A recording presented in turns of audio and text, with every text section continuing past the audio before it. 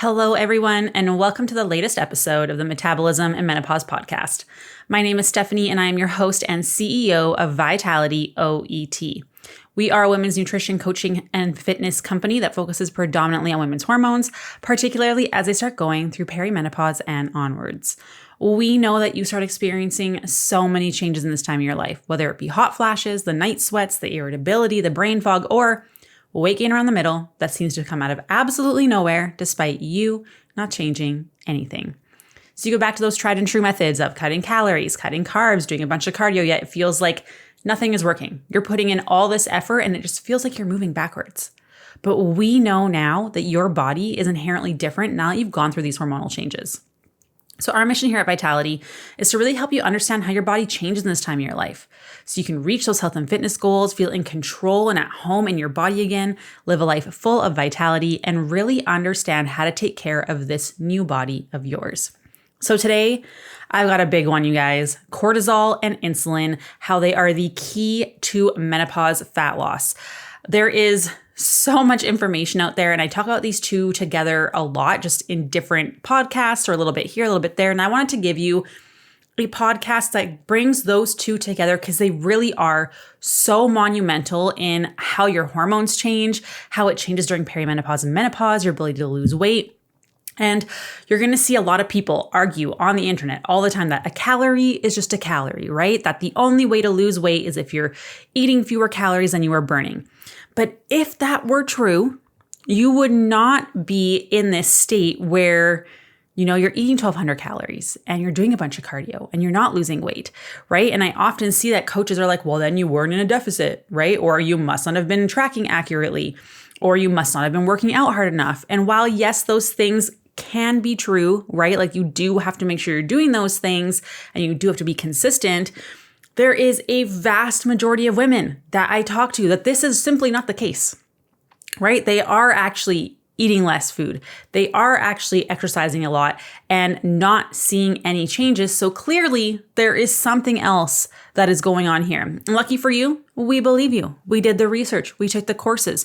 We took the certifications. We are actually in the process of making a nutrition coaching certification for perimenopause and menopause specifically, because this is very clearly something that needs to be addressed, right? And if you listen to the last episode, you'll see that a calorie is not just a calorie, because then we have inflammation, right? And inflammation is going to encourage your body to store fat instead. So of course, your hormones are also going to encourage you to either lose fat or burn fat or build muscle or lose muscle, right? Depending on their levels and how they are interacting with each other. And cortisol and insulin are going to vastly determine that as well. So the truth is that both your calories and your hormones matter. Okay, so here are the two big ones that really affect all of the other hormones in your body and thus your metabolism. So your metabolism is your body's ability to burn calories. Is it good at burning calories? Is it quote unquote fast? Or is it slow? It's not good at burning calories, because you can imagine a body that's not very good at burning calories is going to struggle to lose weight. It's also going to make gaining weight a lot easier, right? Which is where a lot of us are. So the good news is that you actually have a ton of control over cortisol and insulin in your body, despite what you may think. A lot of people think they're doomed. Cortisol is never going to get better. Insulin's never going to get better. You actually can influence those two so much. And cortisol and insulin talk to you all damn day. We're just very good at ignoring them. So it's communicating to us through our appetite, our energy, the cravings we experience, the quality of sleep that we have, the ability to put on muscle mass, the 4 p.m. hits and you have this massive crash, your anxiety, right? If you actually listen to your body and the signals that it is giving you and working with your body instead of working against it through, the proper nutrition, the proper food timing, the right kind of training, you will see massive improvements in your hormone levels, in how you feel, and of course, how you look. And you can work so hard at fixing progesterone. You can work so hard at improving your estrogen or testosterone or all those things, right? But if you are not going to address insulin and you're not going to address cortisol, you'd be lucky to see half decent results, if any at all. Okay, so let's dive into insulin first. Because first, before I even get into that, you need to know that as estrogen declines, our insulin resistance goes up. This means we are going to struggle with our blood sugar control.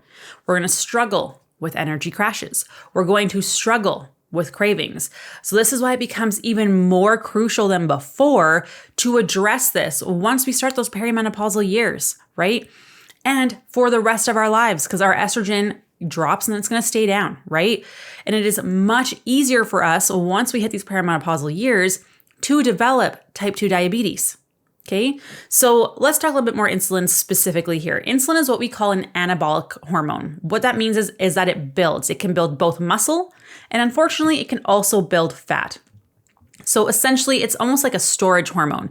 We can use things up later. So it'll store glucose, aka sugar, for us to fuel our brain, our nervous system, our muscle contractions. Okay, we actually need glucose. It's what our body prefers to run on. It stores vitamins so that we're able to, be able to utilize those later. It stores fats as well, which is important in other capacities too. And your body will release insulin due to any rise in blood sugar. And there are two things that are going to increase your blood sugar. The first one is food. And when I say food, I mean all foods, not just carbs. It is going to increase when you have your protein. It is going to increase when you have your fats. It's going to increase when you have veggies, okay? All food is going to cause a rise in insulin. Everything, okay? It's not just carbs. And the second thing that raises your blood sugars is stress. And your stress can come from a multitude of things like actually undereating, fasting, over-exercising, alcohol, skipping meals, a poor night's sleep, financial stress. All those things are going to cause a rise in your blood sugars, okay? So what's supposed to happen is insulin goes up when our blood sugar goes up, and then it's supposed to help us feel full in a perfect world. However, we live in a world where our stress is very high. Our cortisol levels are always very high, or eventually our cortisol levels tank and they're very low because we've been running on high for so long. And then we also have stress on our body from highly processed foods, not having enough fiber, having too much alcohol, not enough sleep, too much stress in general, that overrides the full feeling that we get from insulin. And so we don't experience that satiety from it anymore, right? And it's going to get completely overridden, especially if you're already dealing with hormonal imbalances, which, let's face it, during perimenopause and menopause is kind of where we're at, right? It is far too common for the majority of women in the world, even in their 20s, to be dealing with hormonal imbalances because of stress and because of insulin, okay? So let's talk about insulin resistance itself. So basically what happens is that our body no longer responds to insulin appropriately. It's like you used to hear insulin knocking on your door, and you'd hear the door knock and you'd open the door. They'd give you the sugar or the food or whatever it is in your bloodstream to store into the cells. Okay, that's how it's supposed to go. But what happens is eventually with insulin resistance is that it doesn't take just one person knocking on your door. It's now taking like 10 or 20 people to knock at your door before you actually hear it to open it, right? And unfortunately, in the meantime, while you're waiting to open that door before you even realize they're there, they're like, oh man, we got to get rid of this stuff in the bloodstream. So it starts shuttling it into fat storage, which you don't want, right? So what we're seeing is in the meantime, while they're knocking at the door with these 10 people knocking at your door, blood sugar continues to rise and accumulate because you're not opening the doors to allow those sugars in. So you need a lot more insulin knocking at the doors to allow those sugars to get back into your cells. Okay. So while this blood sugar is starting to accumulate, again, I cannot stress this enough. It's not just from carbs. Okay, this blood sugar is accumulating from all the stress and the undereating or the over-exercising or, undereating one day, overeating the next, the highly processed foods, all these things that I talk about on a regular basis on the podcast, okay? So remember, protein and fat are still going to cause that increase in blood sugar too. So this means that you have a higher rise for a longer period of time in your blood sugar, right? Because before it would go up a little bit, knock on the door, it would open, sugar would go into the cell. Now it's like knocking, nothing's happening. Okay, body sends more insulin, knocking, body sends more insulin before the door opens. So we're seeing our blood sugar rise more, right? Like it's coming up higher and staying higher for longer. And then what happens is finally your body's like, oh, we're supposed to open these doors. There's enough insulin here now being released. And then you have so much insulin in your bloodstream that now like all the doors are opening at the same time. You have this big flooding, and then you have this huge blood sugar drop, right? This crash. So imagine it's like you're building up the roller coaster, right? Like blood sugar is rising, rising, rising, rising, rising. And then finally all the doors open and boom, roller coaster goes down. That's what's happening to your blood sugars. And then when you experience that drop in your blood sugars is where you start to experience maybe some shaking, some irritability, some hanger, right? We've all been there, low energy, and of course, the cravings. And then that feeling just gets intense, right? And then we give into whatever that might be, or we're not eating properly and we're just having, we're skipping a meal, or, we're giving into just the donut at lunchtime, but we're not having a full meal beforehand, or we're not having enough protein, or whatever that might be. And that blood sugar spike comes up again. And then you're constantly on this roller coaster of high, low, high, low, high, low. And that's not good for our body. That's a massive amount of stress, right? So the more that this cycle keeps happening to us, the more insulin resistant that you become, because the spike has to be higher each time for your body to actually like allow the cells to open, because you need more insulin, right? So again, what is bringing on this first blood sugar spike in your day?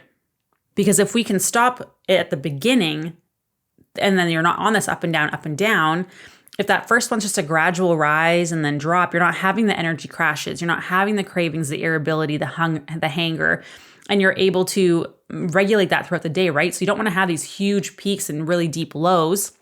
You want to have like a little baby roller coaster, the little train ones, that are pretty like anticlimactic. They're boring. That's what we want for our blood sugars. It shouldn't be the stable all day. It should be a slight rise and maintain for a bit and then drop, and then it comes back up. And it's just like this slow rolling wave.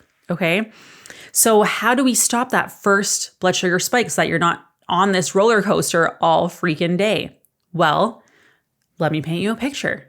And maybe this sounds like you. So it's usually from like chronic over or under eating, right? Lots of diets, over stressing, over exercising, not sleeping, skipping meals, etc. And like I mentioned, if you had a poor night's sleep, you're already going to be in this high blood sugar state in the morning. So that's not good, right? And so then you have a poor night's sleep, already not in an optimal place. Then you don't have breakfast. That's a stress on your body. Blood sugar continues to rise. You have coffee on an empty stomach, which can also rise your blood sugar, right? Then we're going to see that you're rushing from the moment you wake up, right? Maybe you press snooze a couple times. Then when you finally get out of bed, you're just go. And you're just stressing, right? And you're working through your lunch break. You're not really sitting down and ever allowing your body to slow down. You are avoiding carbs, which actually increases your cortisol, by the way, which is going to cause a spike in your blood sugars, just so you know, just like everything that I'm listing here, all these stresses. Then you're doom scrolling all the negative things on social media, or paying attention to things that are making you feel worse about yourself.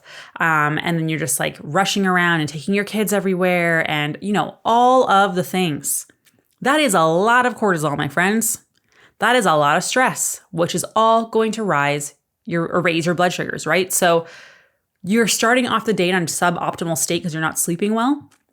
And then you choose to not eat breakfast, have coffee on an empty stomach, rush around, you're go, working through lunch, skipping your carbs, like having very tiny meals. Those are all huge stresses that are going to cause a rise in your blood sugar anyways. So you can see how like your attempt to try and lose weight and not eat as much is actually the reason why you're struggling with insulin resistance. We see this all the time. 99% of people eat or undereat and stress their way to insulin resistance. It didn't happen to you. It happened because of the choices that you are making. And don't feel bad because like you didn't know us before. Now you know it. Now you can make changes, right? Like you did the best with the information that you had at the time. So don't feel terrible. But 99% of people like undereat and overstress their way to insulin resistance or overeat highly processed foods, right? It's one or the other. So let's talk about cortisol next. And then I'm going to tie these two together so you can really understand how it all works together and turns your body into more of a fat storing mode instead of a fat burning mode. And you are going to have your minds blown. I'm going to also tie it up with perimenopause and menopause, obviously. But one of cortisol's jobs is to raise your blood sugar. Okay, when we have cortisol elevated for too long, we're going to see an increase in your body fat. We're going to have a slower metabolism, so your body gets worse at burning calories, making weight gain a lot easier.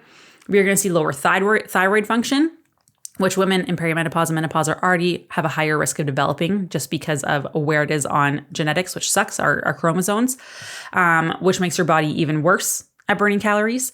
We're going to see a rise in inflammation. You're going to have more cravings. You're going to have even worse sleep where you wake up from 1 to 4 a.m. in the morning. You're going to have poor energy, more anxiety. You're going to have more bloating, worse immune function, so you get sick more often. You feel like you're inflamed and achy all the time.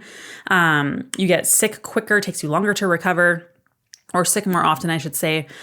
Trouble concentrating. You have lower levels of serotonin, which means you are more likely to feel depressed, more likely to be anxious, have more sensitivity to pain. So pain is more sensitive to you now when you have these higher cortisol levels, and increase in blood pressure. And you can see how all of these things don't exactly lead to health, let alone weight loss.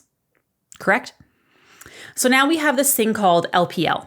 It's the lipoprotein lipase, okay? And it is a fat storer. And it does this by making triglycerides. So that's what you get tested in your blood work, right? So when we see that increase, typically we have LPL, that's like higher activity. Then we have HSL, which is hormone sensitive lipase. And this is what lets fat out. It releases it into your bloodstream so that it can get broken down and burned.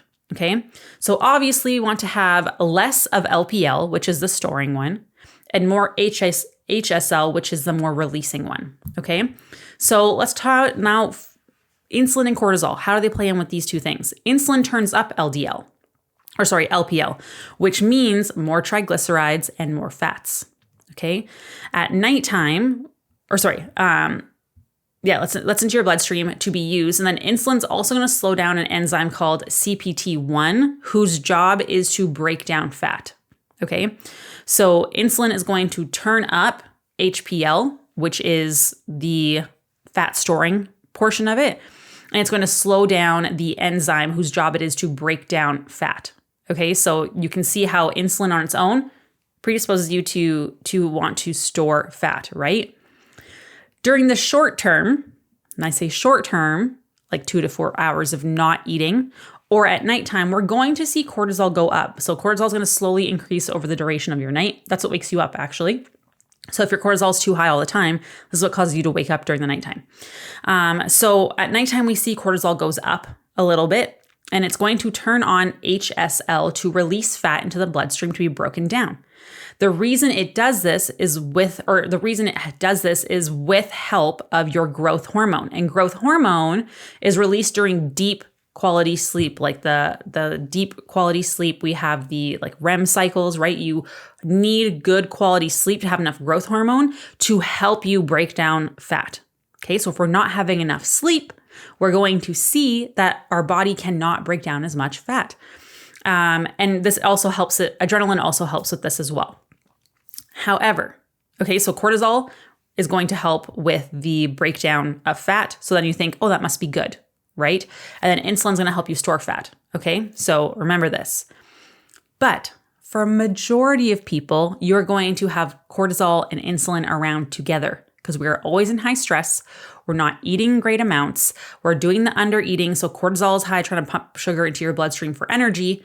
But you also have insulin that needs to come up to do something with those sugars because your body thinks that you need to use this sugar for activity, right? But really, we're just sitting here doom scrolling, right? Or, stressing out about whatever. We're not actually being active and needing that energy. So what we see when these two are together is that LPL really goes up. That's that fat storing one. So then we see triglycerides go up, right?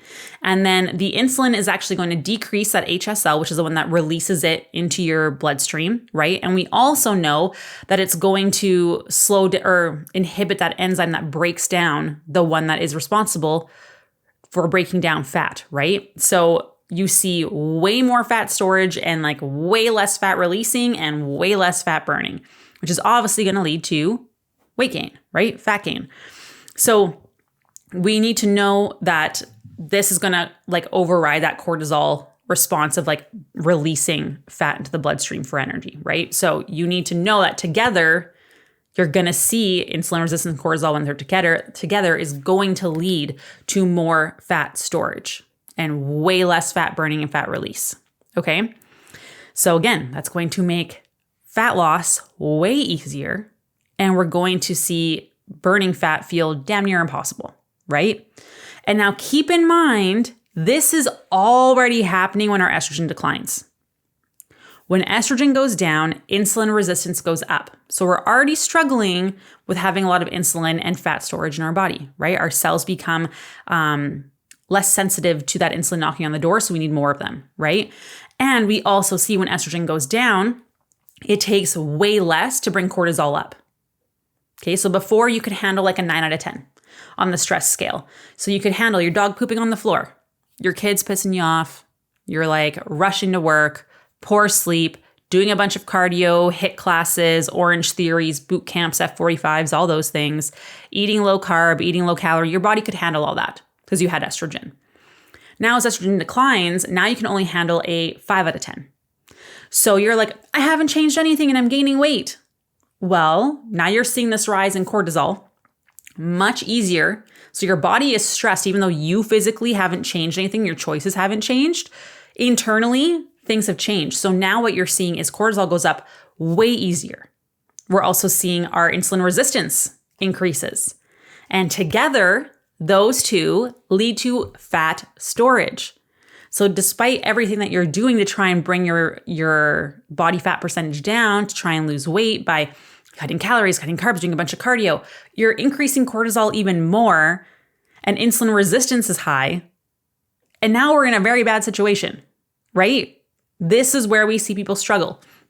And to further this, we also see muscle mass goes down, okay, in this state of high stress, which, by the way, is not a good thing because muscle helps us become more insulin sensitive. So we don't need as many of those insulins knocking on the cell doors. The more muscle mass you have, the better, which is going to make it less likely that your body is going to store fat.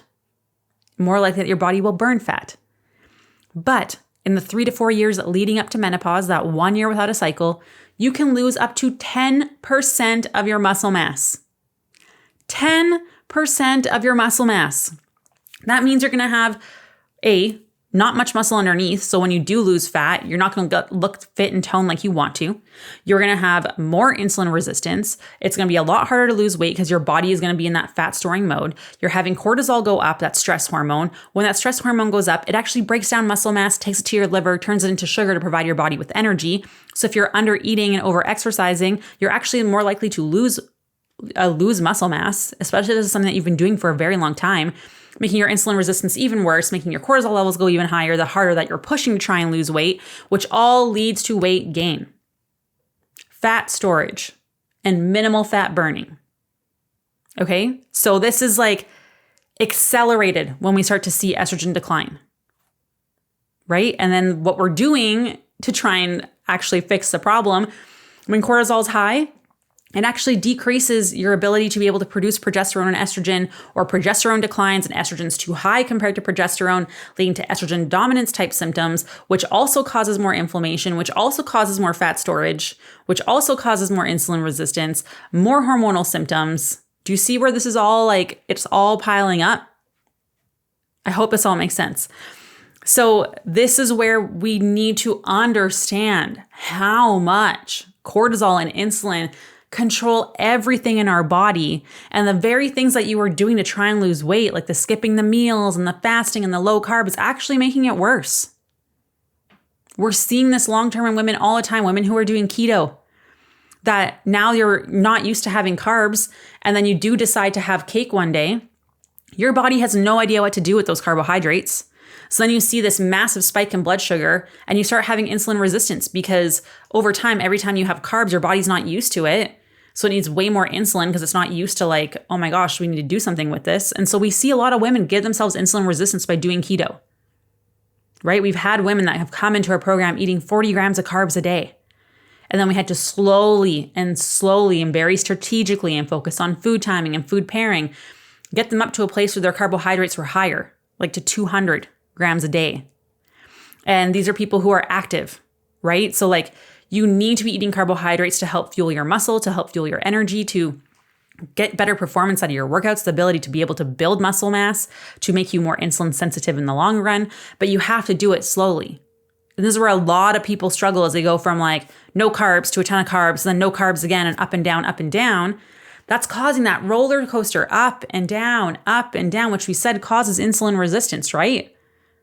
But we think carbs are so bad, but if you just ate them in a moderate amount normally all of the time and knew how to eat, that would make a massive difference for you, okay? So that's something else you have to understand. And then to top it all off, when you have more fat cells, they can actually make cortisol themselves. So the more fat mass you have, the more cortisol is being produced too. And you also have this thing called neuropeptide Y, which also triggers you to eat when you are stressed out, when that cortisol response goes up, right? And it also leads to fat storage, this neuropeptide Y, okay? And this all of this together negatively affects your thyroid, which slows down your metabolism even more. So your body's even worse at burning calories, and you're stuck in this fat storing mode from the insulin and the cortisol together, right? So it makes weight gain so easy and fat loss so freaking hard. So anyone who tells you that hormones do not influence your ability to lose weight is massively misinformed. And this is why we're coming out with a certification, because it is driving me insane. It is insane to me that there are still people out there toting, eat less, move more, eat less, move more, eat less, move more. Because if it was going to work, it would have worked already. We need to teach women how their body functions, how to eat, what to eat, how to pair those foods, the timing, the spacing between, how to work out so we can combat the insulin resistance, so we can combat the muscle loss, so we can help bring those stress levels down. Because if you don't have those three things, weight loss is going to be damn near impossible, especially once our hormones start to decline, because we're already in that fat storing favored state. Man, I'm like yelling. I'm so sorry, but I'm just like so frustrated with the industry because of this stuff. Like, it is driving me insane. So I know that now you probably feel defeated, deflated. Like, crap, I did this to myself. What am I supposed to do? Right? So this is where I can already pre-sense the panic, right? Like, these kind of episodes always do. So here is what we do. Number one, we need to make sure that you're eating enough carbs and that you're eating enough food in general, okay? And we're doing this consistently. Because again, if we're doing really high calorie one day and low calorie the next, and up and down and up and down, insulin resistance, food brings up blood sugar, right? So then if you have a lot more calories one day versus a lot less the next, you're gonna see that up and down, up and down, up and down, right? So we also know that this is going to cause your cortisol to go up. That is a massive stress on your body. Your body has no idea what to anticipate. Am I getting 2,000 calories today? Am I only getting 1,000? Am I only getting 1,600 calories today? Or am I getting 1,900, right? Like, it doesn't have to be massive spreads. We want to stay within a 200 calorie range, but the up and down is enough stress that your body is like going to soak up everything because it has no idea what to anticipate from you. Because quite honestly, you are just all over the place, right? So then we're going to see cortisol goes up. Then we're going to see insulin resistance go up, right? Because that stress comes up, dumps sugar into the bloodstream, insulin has to come up, brings that blood sugar down. You have that blood sugar drop. You don't eat again. Now your body needs to bring up cortisol because now it's stressed out, breaking down muscle, turning it into sugar, dumping it into your bloodstream. So we need to make sure you're eating enough food so that we're not seeing the shutting off of that fat release and that we're not seeing that increase in fat storage. So this is why we see so many women under eating and then gaining weight. This is why we see this, because stress and insulin resistance together is not a good combination. And this isn't something that's quick to heal because you've been doing this for decades, right? Like, think about even your kids. They have sugary cereal, and then you send them to school, blood sugar spike, blood sugar drop. Now they're irritable, they can't focus, they're driving their teachers crazy, teachers are stressed out, And then you give them a snack, which is what? Some fruit snacks, ton of sugar again, right? So this is likely something that's been happening for a long time for you, your kids, your family, right? So we need to make sure that you are eating enough food, eating enough carbs, and then actually pairing these properly, which is the next one. You want to make sure you're never having carbs on their own. You always want to make sure you're having protein there. Always. So carbs need to have fat and protein with them always. So you're never just going to have a fruit on its own. You're going to have it with some yogurt, some nut butter, right? Something like that. Maybe some nuts. I do like fruit with nuts all the time. That's like my favorite.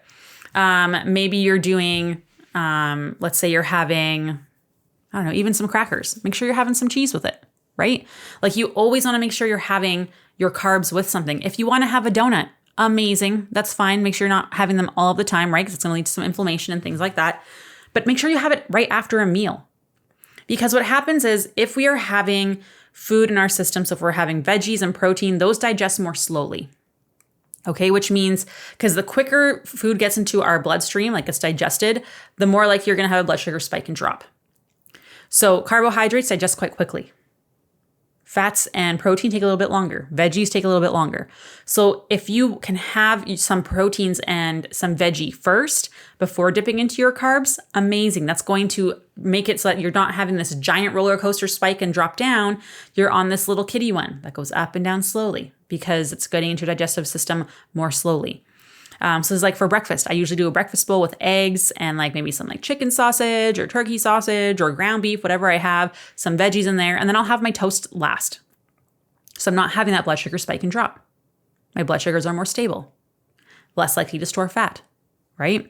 Then we have making sure so you're doing the order of eating that way, and then you're making sure you're never having your carbs on your own. Like that is two very massively important things that will make a huge difference in how you feel, your energy crashes, your cravings, and then of course eating enough food is massive as well, being consistent. The next thing you want to do is make sure you're avoiding fasting and skipping meals. Fasting was like this huge trendy thing. It is not supposed to be a long-term thing. It is meant to be a short-term like thing where you are using it for a very specific purpose. Some people do it because it helps with like limiting their calorie intake. But if you're eating in a small calorie window, getting enough protein is very hard. And if we're not getting enough protein, we're likely going to see more blood sugar issues. We're also going to see that it's hard to build muscle mass and maintain muscle mass, which remember I told you decreases up to 10% in the 3 to 4 years leading up to menopause and then continues for the years after. So we want to preserve what we have because muscle loss equals insulin resistance, slower metabolism, more fat storage. So we need to make sure that you're eating in a way that allows you to get enough protein in, which is 0.8 grams per pound of body weight, or typically a max around 150. Right? So this is, if you're only eating in an 8-hour window, 6-hour window, good luck getting that from Whole Foods because protein is very filling. It digests very slowly. It makes you more full, right? So we avoid fasting because fasting also increases your blood sugars.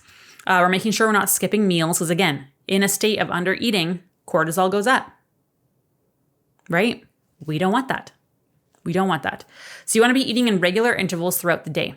So you don't want to be grazing all the time and your insulin will stay up all the time, which never allows you to then release fat. So you want to be eating like every 3 to 5 hours.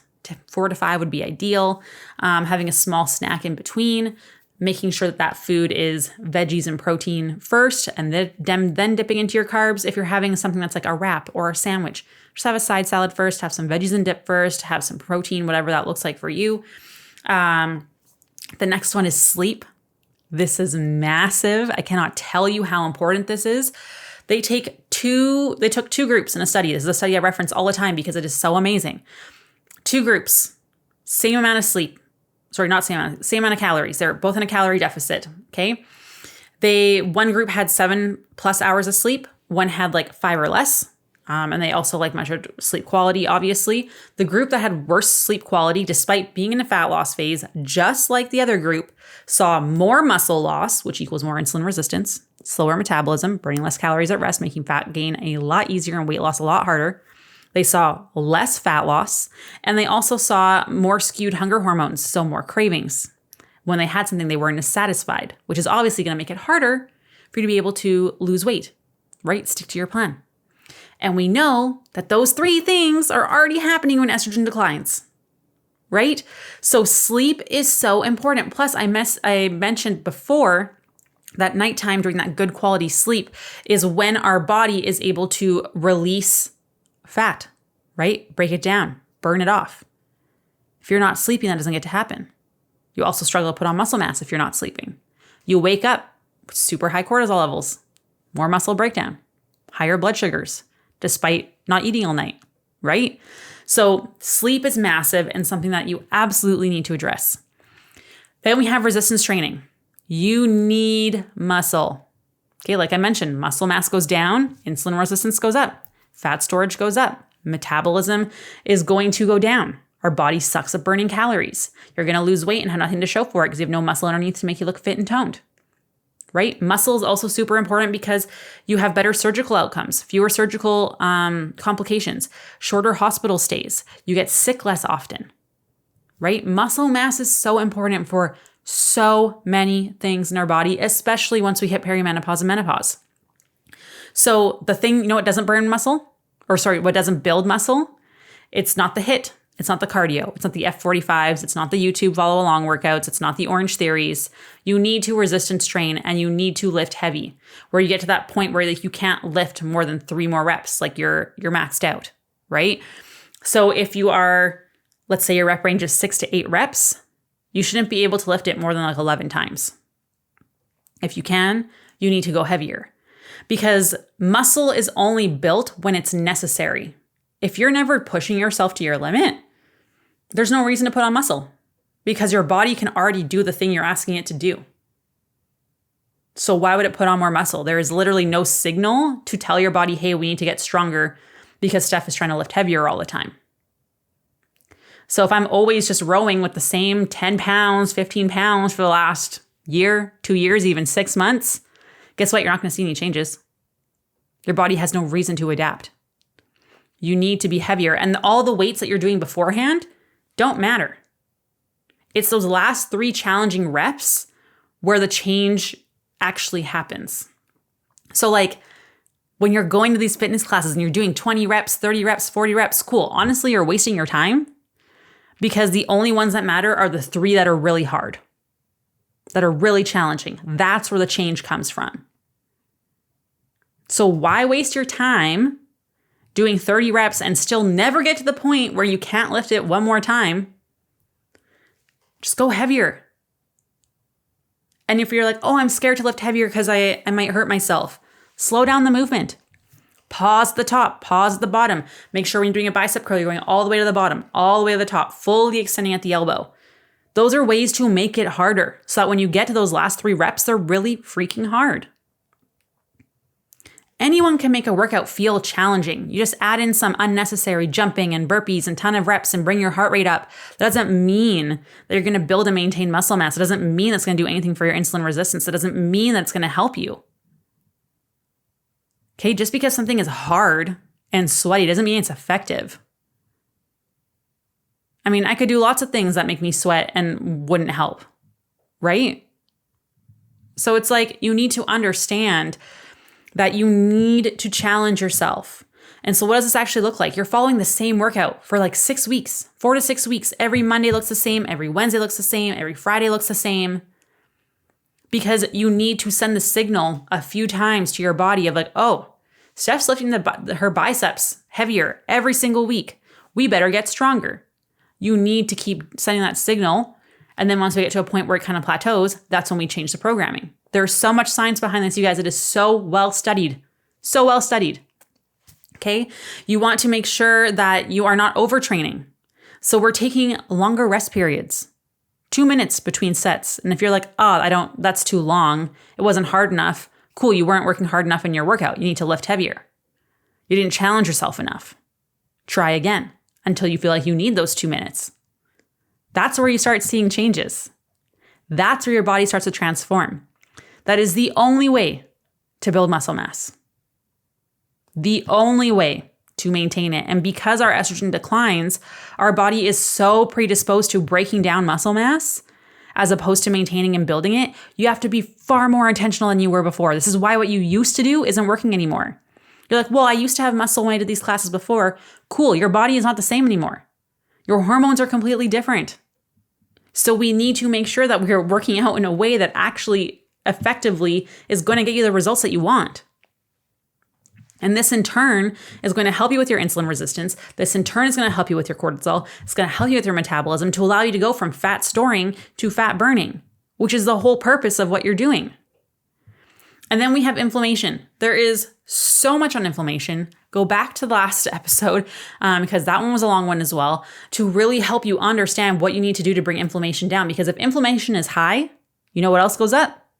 Cortisol. You know what happens when cortisol goes up? Our blood sugar goes up. What happens when blood sugar goes up? Insulin goes up. What happens when insulin goes up? We're going to see fat storage, right? Our body doesn't want to release fat. We see an increase in our triglycerides. So I hope this all makes sense in terms of like, if you do not get control of your cortisol levels, if you do not get control of your insulin, like good luck trying to lose weight, especially once you hit perimenopause and menopause. And like I said, there are so many things that you can do to help improve these things, like with blood sugar alone. Make sure you're eating enough food, eating enough carbohydrates, never having carbs on their own, trying to have your veggies and protein first, prioritize your sleep, do proper resistance training, avoid fasting and skipping meals. We're looking for caloric consistency. Walk after meals for like 10 minutes. That can help with your blood sugar so much to help utilize it so then we're not seeing that insulin resistance. There are so many things in your control. I cannot stress this enough. So many things in your control. And you should know that it can take like 3 to 6 months to see changes in your blood work, because that's how long it takes for certain cells to turn over. So you're not going to see true changes about what you're doing right now until 6 months down the road. So this means you have to be consistent and dedicated to this for 3 to 6 months minimum to start seeing massive changes in your blood work. Okay. And that means it's probably going to take some time to see changes in your body composition as well, because you've been doing this for years with the yo-yo dieting, right? One crash diet after the next, after the next, after the next, up and down, up and down, up and down. Your cortisol and insulin are all over the place. Your body has no stability. It's going to store fat. Plus, you also got to think about during this time in our life, we're dealing with more stress. We have parents who are dying. We are grieving. We are taking care of those sick parents. We have more responsibilities. We are empty nesters. There is so much change and so much stress happening.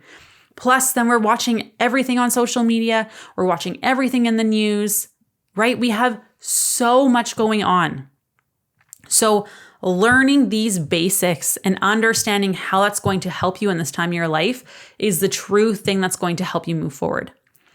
If you need help figuring out where the heck to start, because I listed off a lot of things that you can start with, right? The first thing I would always recommend is start eating your freaking breakfast. Please. No coffee on an empty stomach. Those are 2 really great places to start. And prioritizing your sleep, and then making sure you're eating enough food.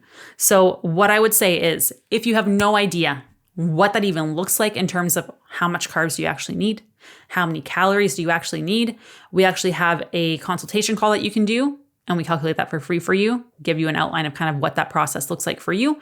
Or you can fill out the assessment form, and then you will get a video response back from me, plus probably some more questions to outline what you should be doing.